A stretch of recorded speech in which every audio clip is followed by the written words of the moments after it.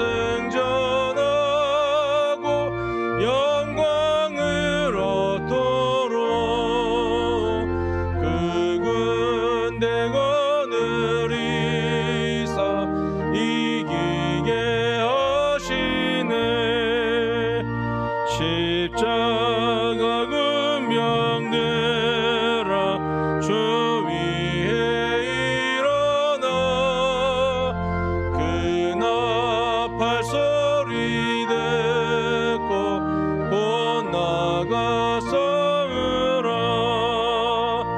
수 없는 원수 앞에 주 따라갈 때에 주 예수 힘을 주사 강하게 하시네.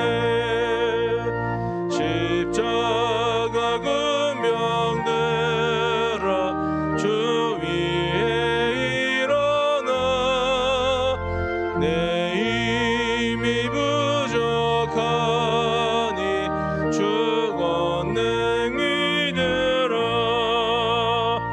복음의 갑주 입고 늘 기도하면서 너 맡은 자리에서 충성을 다하라. 십자가 군병들아 주 위에 일어나 이날에 접전하고 곧개가 부르라. 승전한 군사들은 영생을 얻으며 영광의 주와 함께 왕노릇하리라.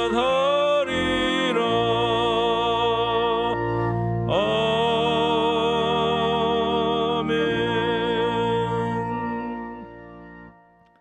함께 기도드립니다. 좋으신 아버지 하나님, 은혜와 사랑을 감사드립니다. 바쁜 우리의 일과를 마치고 또 이 저녁에 주의 말씀을 사모하는 마음으로 이 시간에 모인 모든 우리 성도들을 주님께서 더 사랑하여 주시고 이 시간 우리의 마음 가운데 우리 마음밭에 들려주시는 말씀들이 더 잘 들리며 더 잘 이해되며 더 말씀으로 살아가고자 더 결단할 수 있는 귀한 시간 되도록 성령께서 이 가운데 임재하여 주시옵소서. 오늘 우리 마음에 가지고 나온 주 앞에 아뢰고자 하는 우리 모든 기도의 소원들, 우리의 마음들, 우리의 삶의 질구들을 말씀을 들으며 주 앞에 내려놓기를 원합니다. 우리 힘이 아니라 이 문제들을 끌고 나가며 이 문제들을 해결해 주실 하나님 앞에 우리가 내려놓음으로 기도할 수 있고 주를 바라볼 수 있는 귀한 시간 되도록 우리를 다스리시고 인도하여 주시옵소서. 하나님, 코로나를 지나고 있는 모든 대한 가족들을 기억하여 주시고 이 어려운 시기를 지나는 우리가 더욱더 믿음 위에 반석 위에 설 수 있도록 성령님 우리 가운데 늘 내주하여 주시고 매일마다 우리를 다스리시고 이끌어 주시옵소서. 오늘도 말씀을 듣기를 원합니다. 하나님, 전하는 자나 또 듣는 자 모두가 주의 말씀으로 은혜 받고 또 결단하며 우리의 하나님의 언행 심사가 바뀔 수 있는, 변화될 수 있는 귀한 은혜를 허락해 주시옵소서. 예수님 이름으로 기도드립니다. 아멘.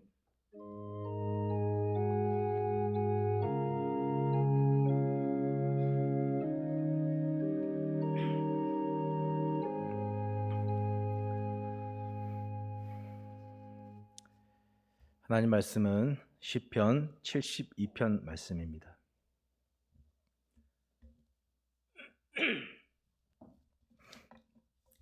시편 72편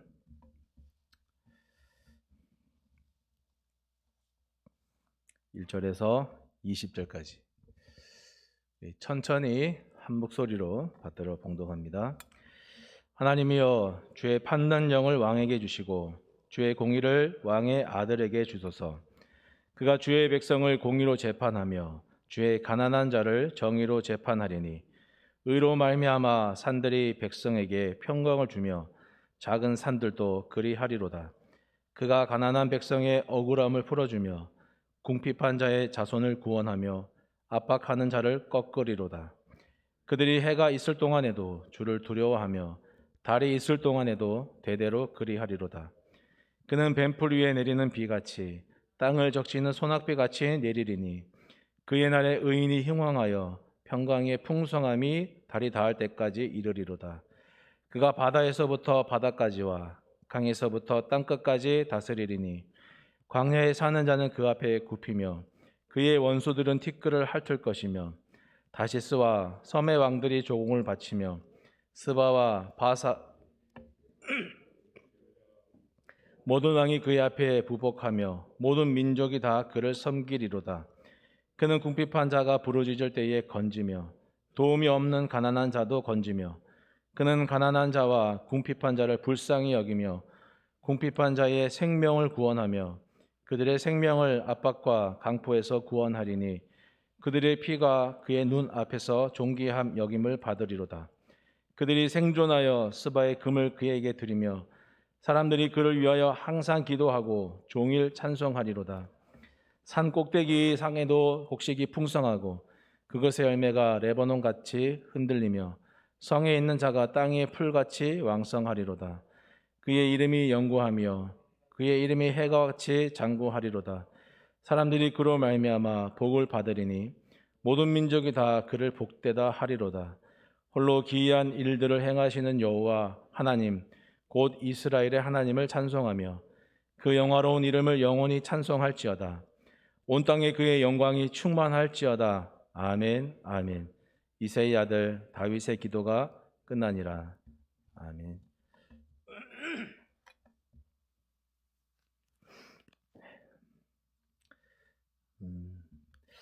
역대상 21장에 보면 다윗이 인구조사하는 장면이 있는데 시작을 이렇게 합니다. 사탄이 이스라엘을 치려고 일어나서 다윗을 부추겨 이스라엘의 인구를 조사하게 하였다. 이렇게 역대상 21장 1절이 이렇게 시작하거든요. 근데 역대상 21장 앞부분을 이렇게 보면은 그 앞에 내용들이 뭐가 나오냐면은 다윗이 법궤를 예루살렘 성으로 옮기는 장면들이 나오고 또 여러 땅들을 정복하는 기사들이 승리하는 장면들이 나오고 또 블레셋과의 전쟁에서 이기는 그런 장면들이 이렇게 나오거든요. 그러니까 다윗이 승승장구하는 내용이 난 후에 사탄이 다윗을 부추겨서 인구조사를 하게 하였다. 이렇게 구조입니다. 대충 어떤 느낌인지 다 아실 거예요. 다윗이 인구조사를 하는 바람에 여호와의 칼, 곧 뭐냐면은 전염병이 그 땅에 3일 동안 이렇게 쭉 펴졌는데 그 3일 동안에 7만 명이나 되는 사람이 죽게 됩니다.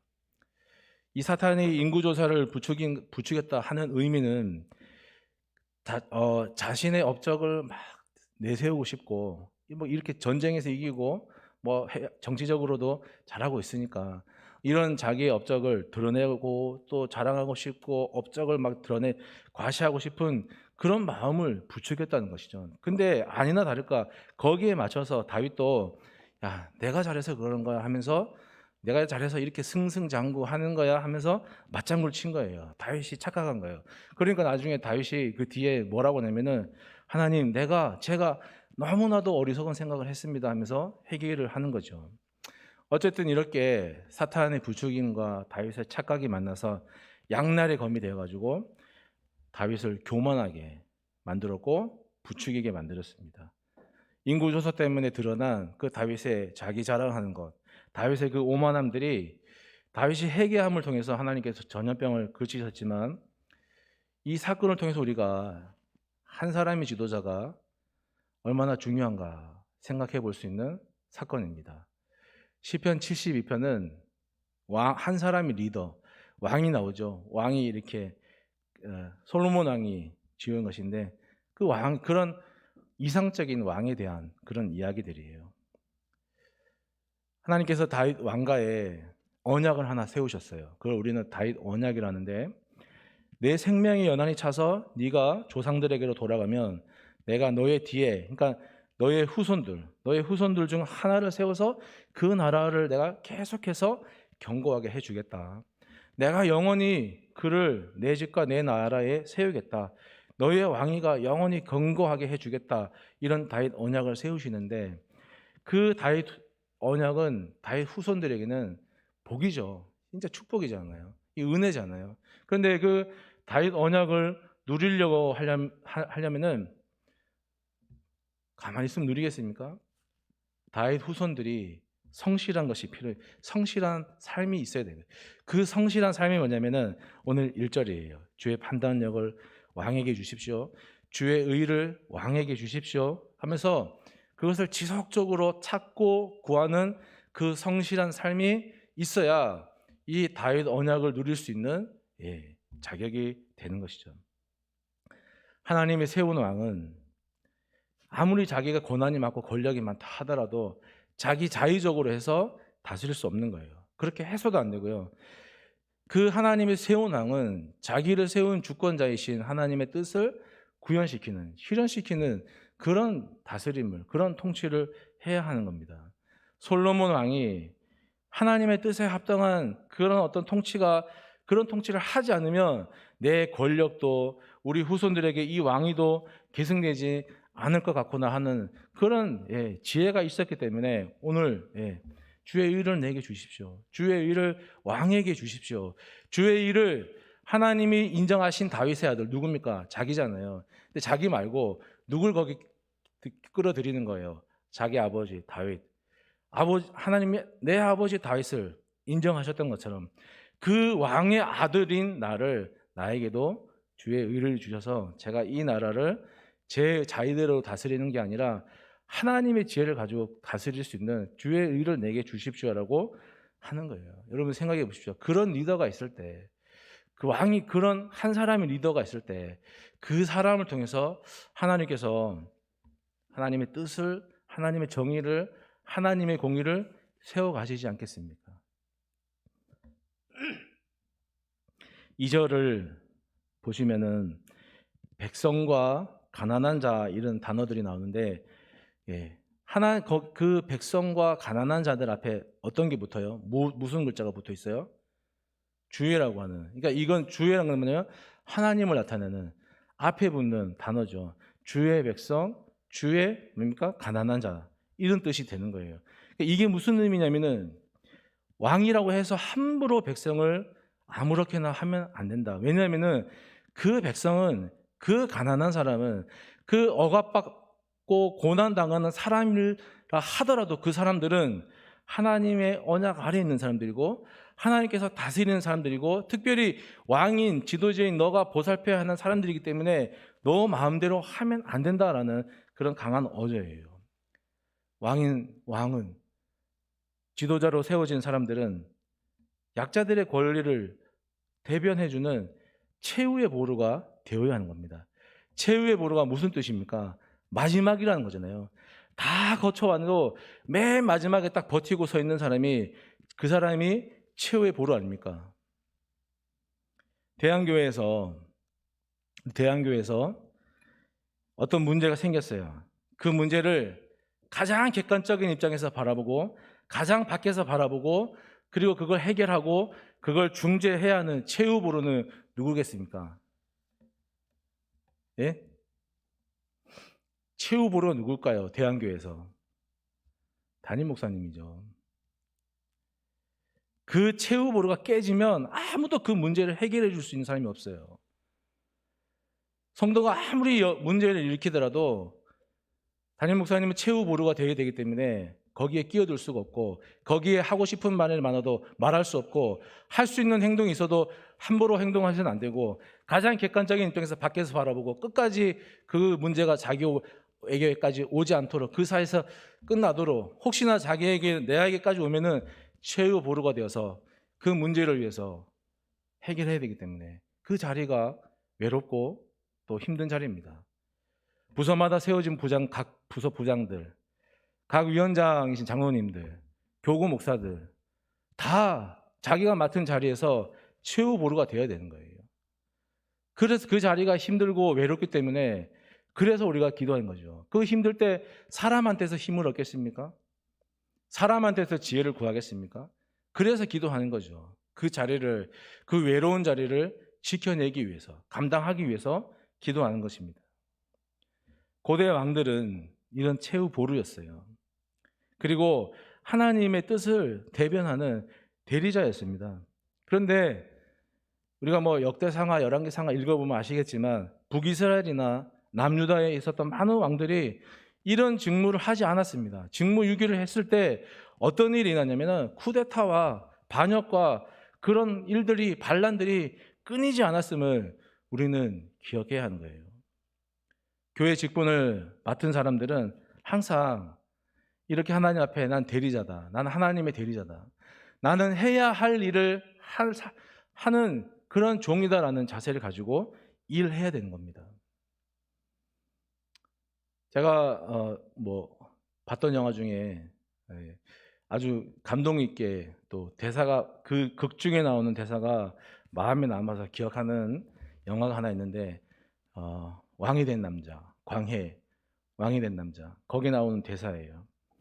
이병헌이 가짜 임금 노릇하면서 용상에서 신하들을 향해서 막 얘기하는 건데 이런 거예요. 제가 배우가 아니라서 그 톤대로 살려드리지 못하지만 내용만 읽어드리면, 임금이라면, 백성의 지압이라 부르는 왕이라면 빼앗고 훔치고 빌어먹을지언정 내 그들을 살려야겠어. 그들이란 건 백성이죠. 그대들이 죽고 못 사는 4대의 예보다, 중국에 대한 예보다 내 나라 내 백성이 100갑절, 10갑절이나 더 나한테는 소중하고. 이 대사를 들으면서 저런 왕이, 저런 지도자가 된다면은 그 백성이 얼마나 행복할까라는 생각을 해봤습니다. 가난한 자, 억압받는 자, 그 사람들의 편에 서서 이런 정치를 펼치는 왕이 있다면 여러분, 백성이 평안하고 행복한 거 당연지사 아닙니까? 마찬가지로요, 우리가 하나님 앞에 대리자의 마음으로, 정신으로, 종의 자세로 신앙생활을 한다면은 당연지사 교회가 평안해지고 성도가 행복하고 그런 중에 하나님의 영광이 드러나지 않겠습니까? 역사가 기록된 이후부터 지금까지요, 힘을 가진 사람들이 약자를 위하거나 힘을 가진 사람들이 궁핍한 자의 그 억울한 일에 대해서 귀를 기울인 일은 정말 드물고 아주 희귀하고 그렇습니다. 그냥 상상해서나 가능한 그런 일이기 때문에 그냥 잊어버리고 우리가 살아왔습니다. 우리가 정치인들을 위해서 하나님을 두려워하고, 그 사람들이 하나님을 두려워하고 약자들을 위한 정치를 펼쳐주기를 기도하지만 솔직히 그게 과연 가능하겠습니까? 오늘 본문 속의 4절이죠.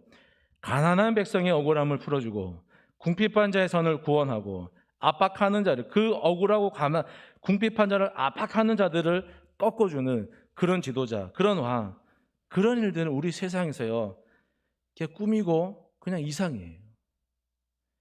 그냥 하나님 어서 오십시오, 하나님 어서 오셔서 이 모든 일들을 주님이 오셔서 완전하게 해결해 주십시오, 그렇게 기도하는 게 더 빠를지도 모릅니다. 그럼에도 불구하고 왕은, 지도자로 세워진 사람들은 달라야 하는 거예요. 예수님께서 이 땅에 왕으로 오셔서 정말 가난하고 소외받고 압제당하는 사람들을 위해서요, 정말 그들을 찾아가서 고쳐주고 위로하고 그렇게 해주셨습니다. 가난한 백성의 억울함을 풀어주었고 궁핍한 사람들의 그 자손들을 먹여주고 입혀주었고 구원해 주었고, 압박하는 자를 대해서 너가 그만해라 하면서 소리치고 야단치고 해주셨습니다. 그 일을 하라고 우리를 여러분 왕과 제사장으로 부르신 거예요. 베드로전서 2장 9절이죠. 그러나 너희는 택하신 족속이요 왕 같은 제사장들이요 거룩한 나라요 그의 소유가 된 백성이니 이는 너희를 어두운 데서 불러내어 그의 기이한 빛에 들어가게 하신 이에 아름다운 덕을 선포하게 하려 하심이라. 이러려고 우리를 왕 같은 제사장으로 부르신 거예요. 5절 말씀에 있는 해와 달이 있는 동안에, 무슨 말입니까? 그냥 하루 24시간 1년 365일 사람들이 하나님의 통치를 볼 수 있도록, 그 통치를 보고 감사하고 존경하고 경외하는 마음을 가질 수 있도록 너희 왕들아, 너희 지도자들아, 그런 섬김으로, 그런 다스림으로 통치하여라 말씀하시는 거예요. 12절에 있는 말씀처럼 가난하고 궁핍한 자들이 도움을 받고, 그 도움을 받았던 사람들이 오히려 하나님의 영화로우심을 송축할 수 있는 그런 일들이 일어날 수 있도록, 너희가 그 사람들의 신앙이 순수해지도록, 희어지도록, 주홍 같은 죄들이 희어지도록 너희가 그런 왕이 되어라. 그런 왕의 책임을 다해라. 그런 다스림으로, 그런 신앙으로 살아라 하시는 거예요. 물론 우리는 예수님이 다시 오실 때까지 하나님의 은혜로 감사하며 살기도 하고요. 또 어떨 때는 또 절망하면서 살기도 하면서 이게 계속 되풀이되고 또 반복되긴 하겠지만, 그 삶이라는 게 예수님이 오셔야 온전하게 해결되겠지만, 그러나 우리를 통해서 이런 하나님의 정의와 공의가 약자의 편에 서서, 그들의 편에 서서 그들의 위로하고 편들어주는 그런 일들이 일어나기까지, 정치인들은 못하더라도 하나님께서 세운 왕으로, 제사장으로 세운 우리는 그 일을 포기해서도 안 되고요, 게을리해서도 안 되는 겁니다. 이 일에 우리가 헌신할 수 있기를 간절히 부탁드립니다. 만약에 우리가 그렇게 산다고 하면, 그렇게 살아가고 있다고 하면은, 그 앞에, 그 삶의 앞에 어떤 광경이 펼쳐지겠습니까? 한번 상상을 이 시간 좀 해봤으면 좋겠습니다. 건기와 우기가 뚜렷한 이 팔레스타인 지방에는요, 우기가 되면 파종하기 전에 들판에 있는 잡초를 제거한다고 합니다. 그런데 이 잡초를 제거하고 나서 비가 오지 않으면은 어떻게 될까요? 땅이 메마르고 황폐해지겠죠. 그러다가도 메말랐지만, 그러다가 다시 비가 오면 그 땅이 비옥해지고 풀이 자라는 땅이 되는 거예요. 하나님께서 자신의 뜻에 합당한 일을 하는 사람들을 과연 그냥 두실까요? 그 사람들을 복을 안 주시고 다른 사람들에게 복을 주실까요? 그의 영을, 그 일에 헌신하는 사람들의 삶과 마음과 영을 매일 새롭게 하실 겁니다. 어제는 낙심했지만 오늘은 자고 일어나면 우리 마음에 뭔가 모를 희망이 또 솟아나게 해 주실 거예요. 그래서 내가 이 일에 헌신하기를 잘했다, 내가 이 일을 헌신하면서 기쁨을 누리게 해 주실 것이란 말씀입니다.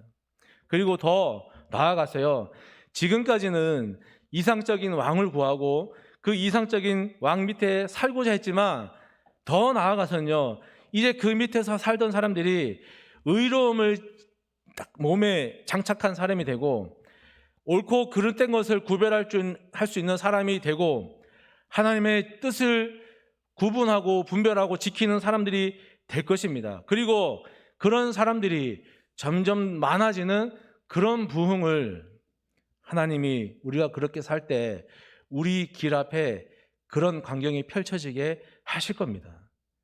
7절 말씀이 그러잖아요. 의인이 흥왕하여 평강의 풍성함이 달이 닿을 때까지 이르리로다.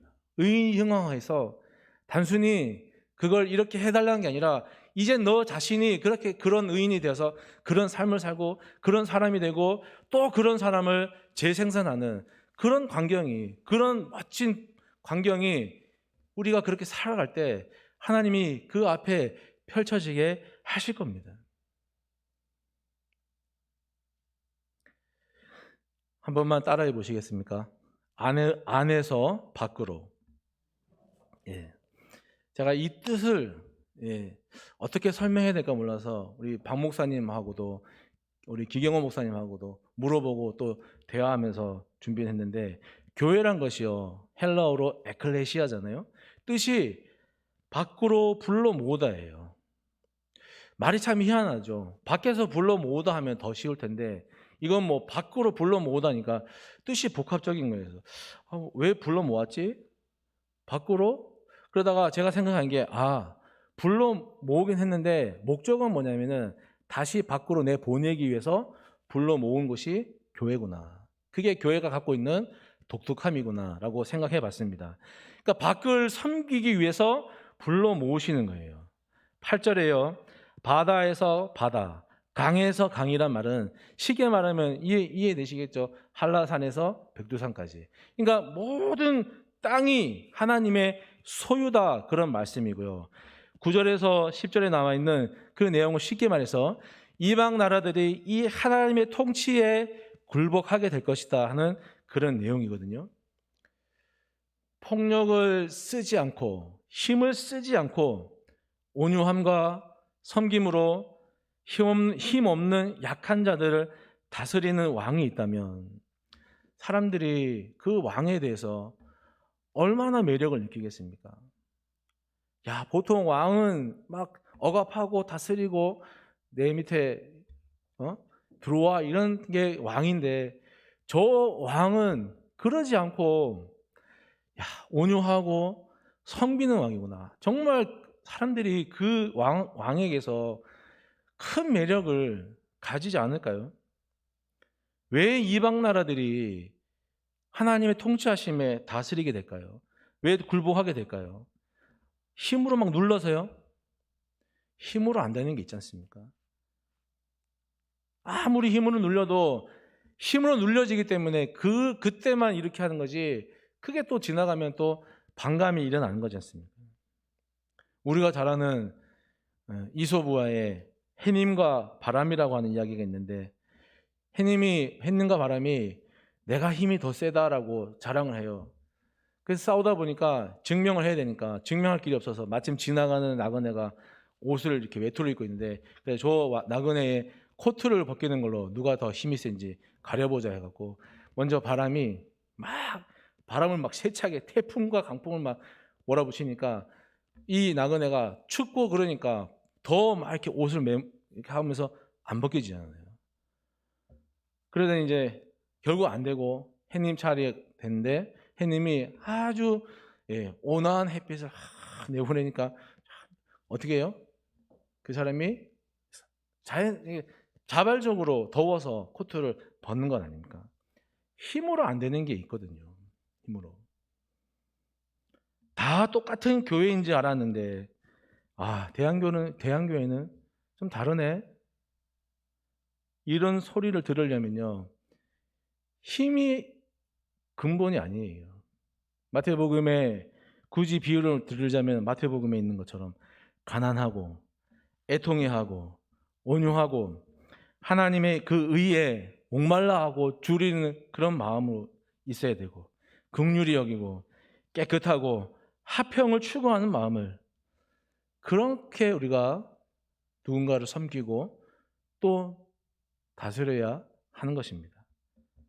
그런 왕과 그런 제사장다운 그런 모습들을 우리가 품고 있어야 정말 품고 있는 것들을 발산할 때, 실력을 발휘할 수 있을 때 발산하는 거지, 아무것도 없는 상태에서 어떤 실력도 나올 수 없는 겁니다. 하나님께서 우리를 교회로 부르신 이유는 이 대한교회 훈련소에서 너희가 실력을 닦아서 다시 밖에 나가서 그런 왕으로, 그런 제사장으로 좀 살아가라. 그런 왕과 제사장다운 모습으로 너희가 나의 영광을 좀 드러내거라 하고 부르신 거예요. 그 밖이라는 곳이요, 저기 제가 아는 곳은 서초구, 저기 강남, 저기 대치동, 저기 잠실, 거기가 아니에요. 어디예요? 그 밖이라는 곳이 고덕동이에요. 대한교회는 서초구를 섬기라고, 잠실 주민들을 섬기라고 세운 교회가 아닙니다. 거기는 거기 섬길 수 있는 교회가 다 있어요. 대한교회는 고독동 섬기라고 하나님께서 세워놓은 교회인 줄 믿습니다. 우리 대한교회가 속해 있는 이 대한교회 건물을 매일 보고 지나다니는 이 고독동 사람들을 섬기라고 여기 있는 거예요. 교회가 동반 성장해야 된다 하는데, 여러분, 버스로 여러 차량으로 막 성도들 끌어다가 자기 교회를 데리고 가는 그런 목회 하지 말고, 그런 교회 되지 말고 자기 주변을 열심히 전도하면 되는 겁니다. 생명을 살리고 예배자를 세우는 그런 교회 하면 되는 거예요. 그런 교회가 하나님 앞에 복을 받고 칭찬받는 교회지, 막 성장해야 된다. 여러분 보십시오. 지금까지 성장 위주로 달려왔는데 지금 교회 모습이 어떻습니까? 건강합니까? 대한민국 교회가? 고독동을 복음화하는데 여러분이 왕과 같이 제사장 같이 쓰임 받을 수 있기를 간절히 바랍니다. 12절에서요 13절에 나와 있는 궁핍한 자, 가난한 자, 이 사람들은 어떤 사람들이냐면은 그냥 남들보다 조금 못한 사람, 그런 의미의 사람들이 아니에요. 이 사람들은 당장 도와주지 않으면 안 되는 아주 왜소하고 깡마르고 쾌한 모습에 스스로 자기 생명도 지킬 수 없는 그런 어떤 절박한 상황에 놓여 있는 그런 사람들이에요. 당장 원조를 보내지 않으면 죽게 될 그런 사람들이 이 궁핍하고 가난한 자입니다. 출애굽기 21장에 하나님께서 말씀하셨어요. 너는 이방 나그네를 압제하지 말아라. 그들을 학대하지 말아라. 왜냐하면 너희도 애굽 땅에서 나그네였지 않느냐. 너는 과부와 고아를 해롭게 하지 말아라. 또 야고보서 1장 27절에는요. 하나님 아버지 앞에서 정결하고 더러움이 없는 경건은 고아와 과부를 그 환난에서 돌보고 또 너 자신을 지켜서 세속에 물들지 않는 그것이니라, 이렇게 말씀하고 있어요.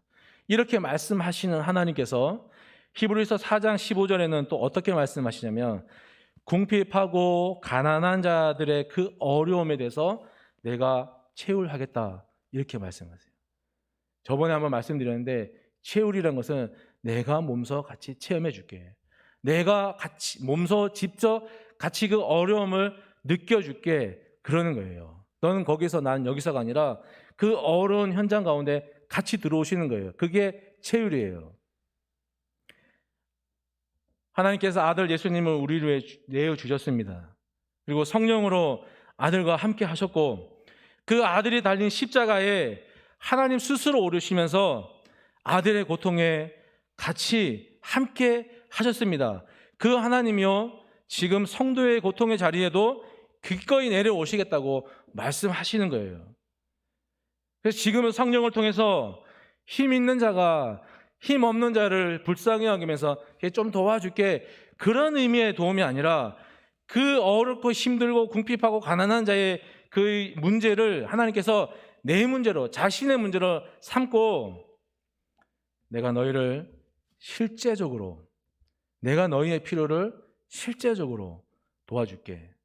그러니까 너희는 구하고 찾고 두드려라 말씀하시는 거예요.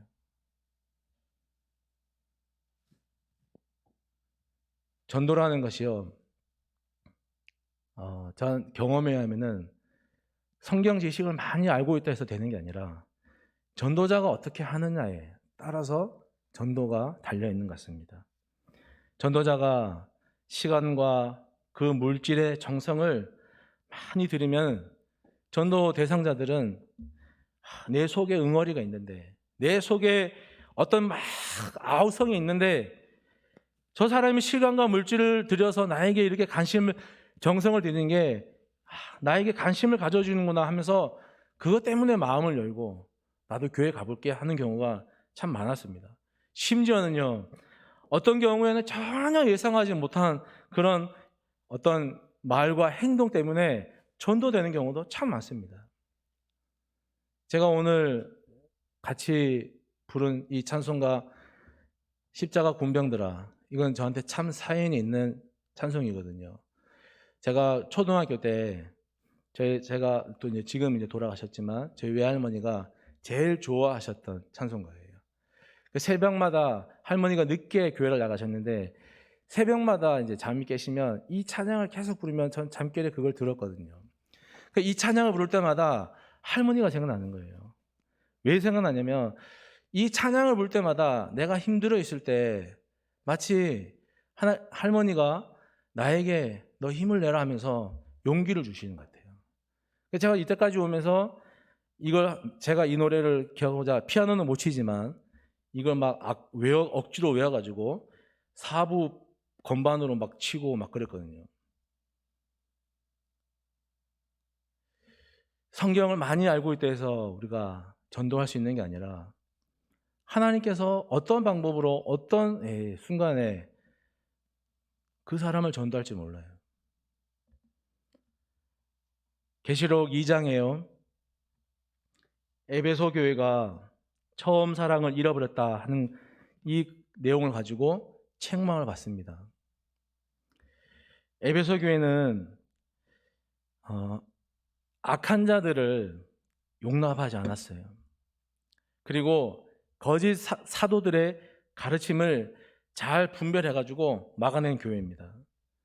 그리고 주의 이름을 위해서 박해를 견디고 그 일에 게으르지 않았던 교회였습니다. 그 에베소 교회가 처음 사랑을 잃어버리게 된 이유는 이것 때문이에요.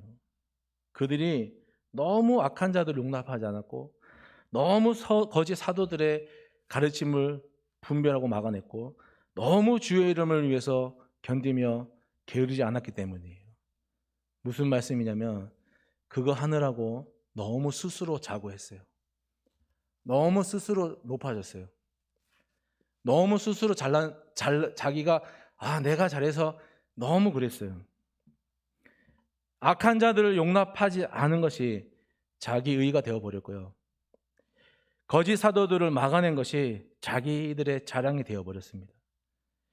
박해를 견딘 것이 주를 위해서 견디는 것임에도 불구하고 자기 실력이 되다 보니까 교만해졌습니다. 그래서 그렇게 하지 못한 사람을 향해서 손가락질하고 욕을 하고 배척하고 너 우리랑 못 놀아 하면서 당을 짓고 그러다 보니까 사랑을 잃어버리게 된 것입니다. 오늘 우리가 우리 인생이나 우리 신앙의 삶에서 밑바닥을 경험하고 있더라도 그 삶의 신앙의 밑바닥에서조차도 하나님을 만날 수 있으려면은 하나님이 우리 아픔의 자리에 내려오신다 하는 사실을, 그런 하나님이시라는 사실을 우리가 절대 잊어서는 안 되는 겁니다. 하나님은 어떤 성도를 막론하고요, 그 성도의 힘든 자리에 반드시 임재하심을 우리는 늘 기억하고 늘 감사하고 살아야 되는 것입니다. 저희 시편 71편을 읽으면서 제 머릿속에 하나의 장면이 그려졌습니다. 그게 뭐냐면은 사람들이 아주 기쁘게 자발적으로 하나님을 찬송하는 그런 장면이었어요. 15절에요. 그들이란 말이 나오지 않습니까? 15절에 그들이 생존하여 하는데 그들이란 건 누구냐면은 저기 앞에 아까 봤던 12절에 가난하고 궁핍한 자들, 가만 놔두면 죽을 수밖에 없는 그들이에요. 근데 그들이 하나님의 도움을 입었지 않습니까? 그들이 하나님께서 살려주시는 은혜를 경험했지 않습니까? 그래서 이제 이렇게 노래하는 거예요.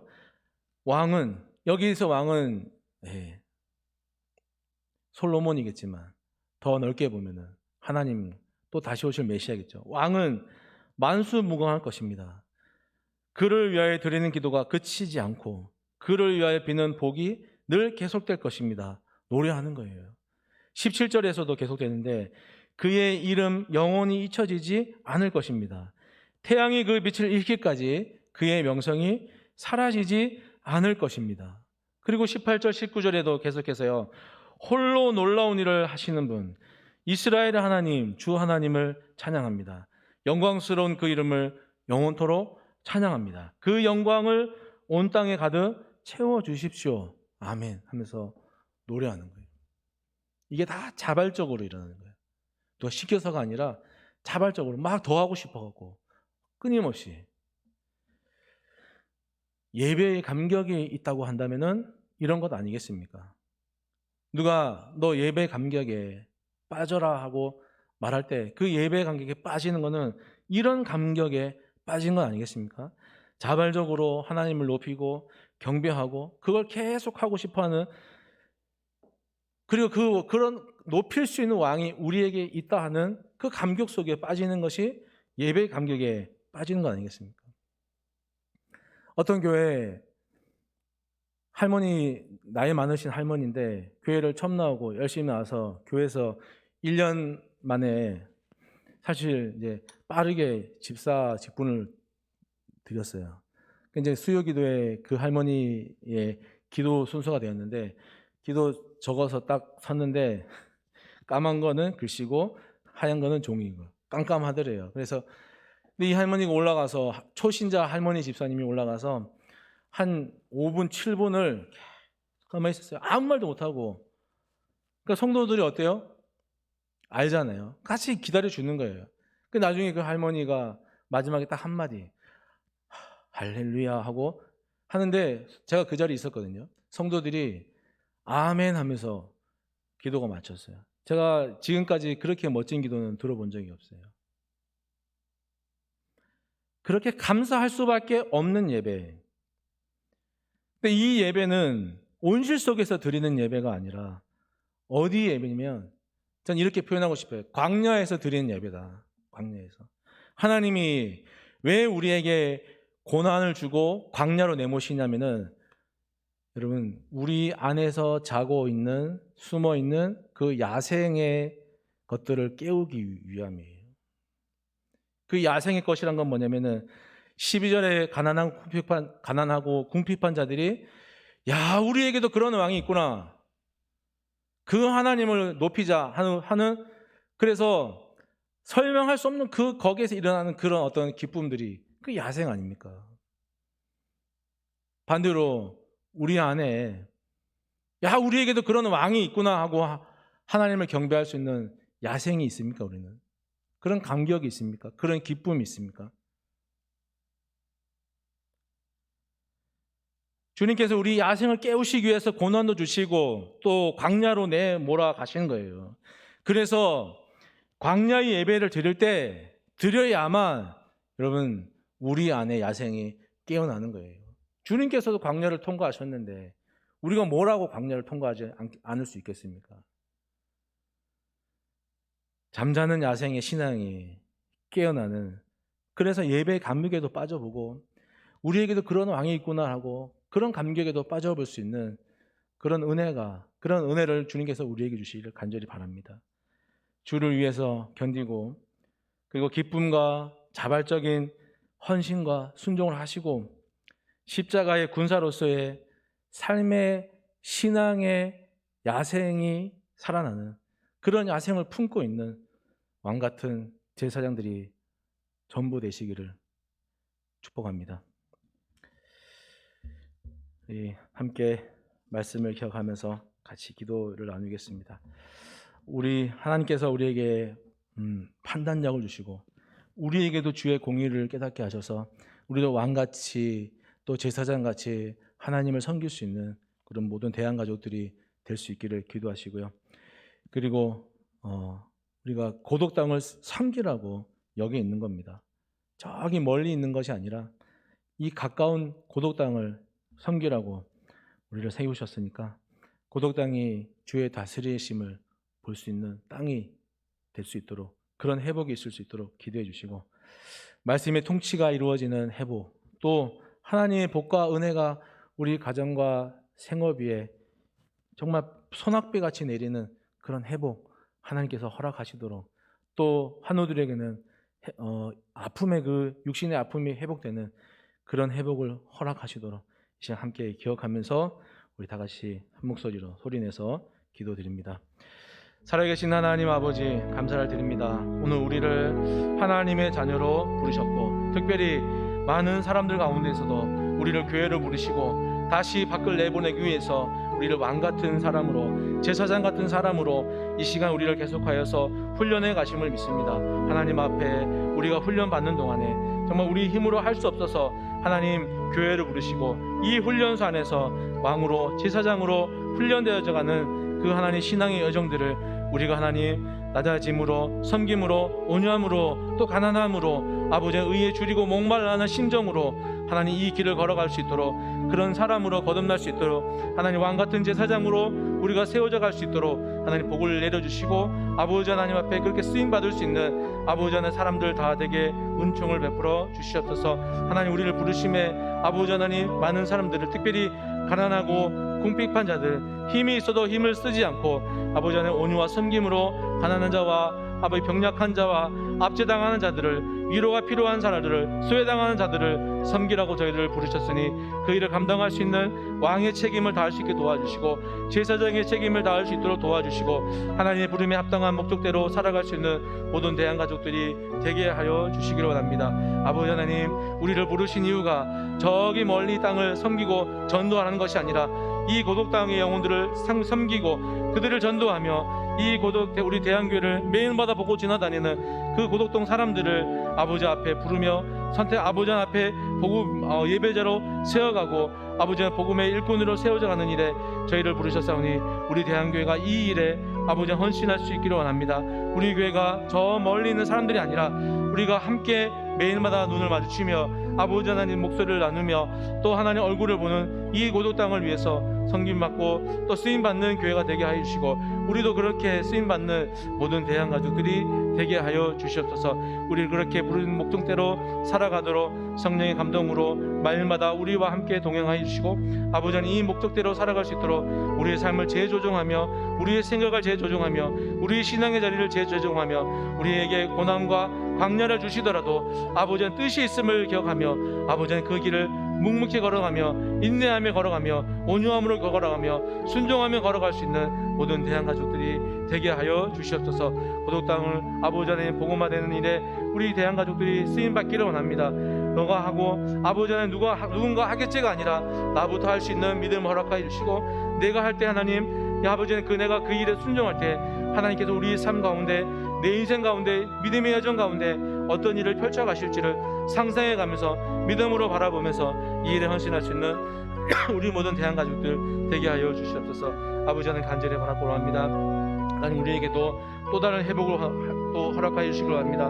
말씀의 회복과 아버지 하나님 신앙의 회복과 특별히 우리는 잠자고 있는 야성의 회복들을 하나님 허락하여 주시옵소서. 우리에게 광야를 허락하심이 아버지 하나님을 더욱더 바라보며 어렵고 고난 당할 때에 하나님을 생각하며 의지할 수 있도록 한 사람의 지도자로, 한 사람의 왕으로, 한 사람의 제사장답게 아버지 살아가도록 우리를 그렇게 훈련시키도록 우리를 그렇게 부르셨으니 아버지 하나님 이 훈련에 맞게끔 우리에게 하나님 회복을 더하여 주시고 우리에게 평강을 회복하여 주시고 우리가 우리 삶 가운데 하나님이 주시는 평강으로 삶이 회복되며 주님을 더욱더 의지하며 살아갈 수 있는 그 믿음의 회복들이 이루어지기를 간절히 소망하오니 아버지 하나님 그 회복을 이루어 주시고 우리 각자에게 아버지 하나님 믿음의 또 예배의 회복들 또 하나님 우리에게도 그런 왕이 있습니다 하는 그런 감격의 회복들이 우리 삶 가운데 나타나도록 인도하여 주시고 복을 내려 주시기를 원합니다.